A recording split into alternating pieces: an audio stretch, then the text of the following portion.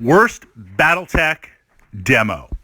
A couple of podcasts back, we looked at some ideas. If you were demoing Battletech, full rules, and I have to say, I'm glad we've gotten away from this idea of classic Battletech versus Alpha Strike. It burned me a little bit every time the way you'd see Battletech presented. It's like Catalyst, and this is not going to turn into a rant. Well, all right, a 2-minute rant.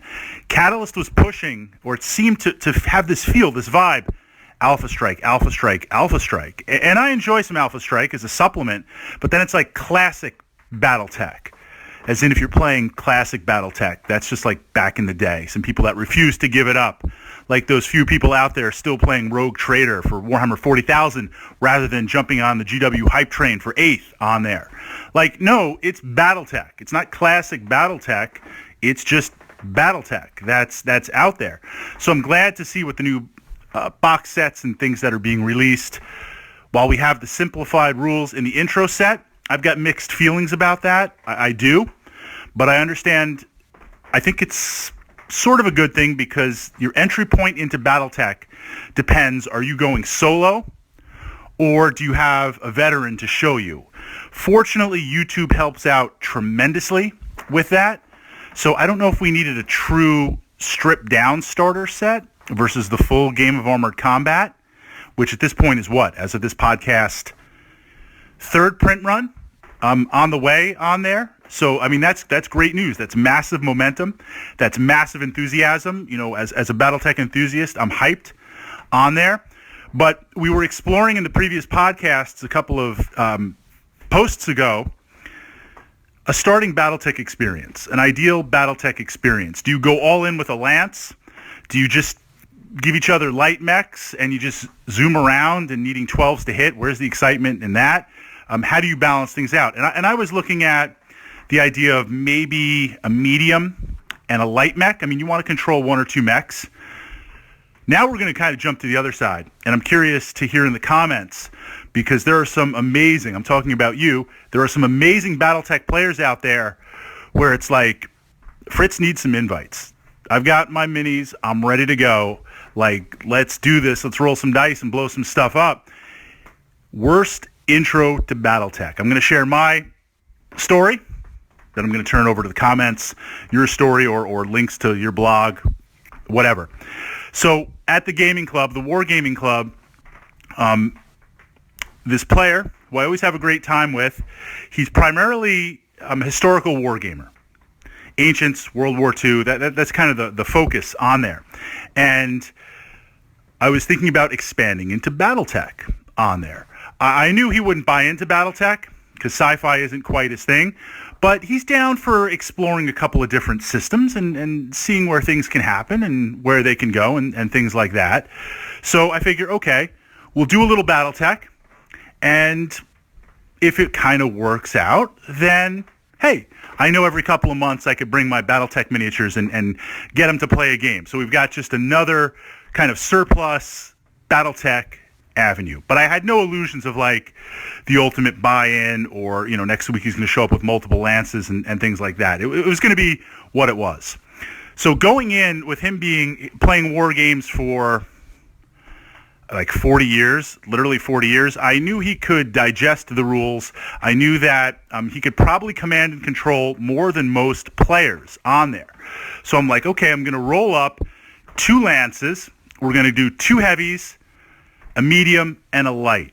And I'm going to more or less, I'm not going to make them the same. So this way you could look at weapon profiles and understand things and try to have some different tactics in that moment. But I'm not going to make them radically different. And I'm going to try and put in all the different type of weapons that I could. Some energy, some ballistics, some no hands, some with hands, some half hands, and just see what we could do. I put down light terrain. A couple of buildings, but essentially you're either partially blocked with cover or no cover. One, because I realize anytime you start a war game, even if you're starting to digest the rules, even if you have experience, there's going to be a little slowdown. There's going to be a little bottlenecking. So I really wanted the game to flow as quickly as possible. And at the same time, since we were playing on a traditional wargaming table, no hex maps, looking back, I probably should have done Hex Maps, but the counter to that at the time was, as a historical wargamer, he's used to WYSIWYG. He's used to the full terrain. I mean, you know, we're playing DB and we're fighting on like recreated battlefields in Germania and things like that. So I think he would have appreciated the actual 3D terrain as opposed to Hex Maps. But I didn't want to have anything kind of like, well, is this light woods? How far are you in? This and that. So we got a couple of buildings and we're playing. I've got a Victor for one of my mechs. And we're moving forward. So he's playing really well. I mean, he understands the opening phase of the game. We're moving up, but we're not quite committed. He's using terrain, excellent. So, you know, blocking off at least half the mech, lower end, or maybe one side. We're getting the terrain bonus on there. He's stacking the modifiers. He's excellent at pre-measuring and other wargaming systems, so he's trying to stay at the maximum range band for the weapons. So we're really needing, you know, as we move in, 9s, 10s, 11s, 12s to hit, things like that. And we're pushing forward. We're pushing forward on there. We didn't score any real hits. I might have laid a couple of medium laser hits on his dragon, just rolling legendary, but nothing really crazy on there. I run his Victor up. I run my Victor up. I'm at long range. And you know the rules of Battletech. You're in range. You just start rolling the dice. You got to take that shot. So it's like long range, you know, base 4, +4 for range, +2 for running, you know, +2, +3, because it was the heavy mech for their running. Even before I crunch the numbers, I need 12 to hit. Roll the dice, 12. Okay, 12. Well, we're looking at an Autocannon 20 on there. Part of me's like, you know, I really needed to bank this 12. The dice gods really needed to bank this 12 for next week's game. When it counts, you know, in the Battletech League, like when that happens. But okay, we'll take it where it is. Roll for damage location. Headshot. Boom. And he was like, what the hell? Like, I'm just out? You know, he understands the rules. He's like, that's where your pilot is? That's it? And it really took the wind out a little bit on there. Now, it's one of those Battletech moments where internally, you know, I'm like, yes, Autocannon 20, headshot, instant kill, Victor, flawless, you know, but on the other side, I'm like, you know, as an intro game, and the deflation is a little bit, this is from an experienced wargamer who's been playing longer than I have, and probably longer than I've been alive, has seen massive victories, has seen massive defeats, but I don't know if that was the best introduction. So the question there is, do I limit in the future? Do I limit those weapons down?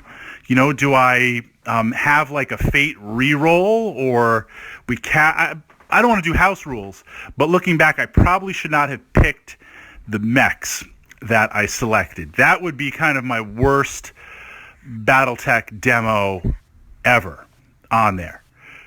I'm going to turn it over to you guys. Worst Battletech demo or best idea but worst implementation, thanks to the dice. But certainly always a Battletech moment.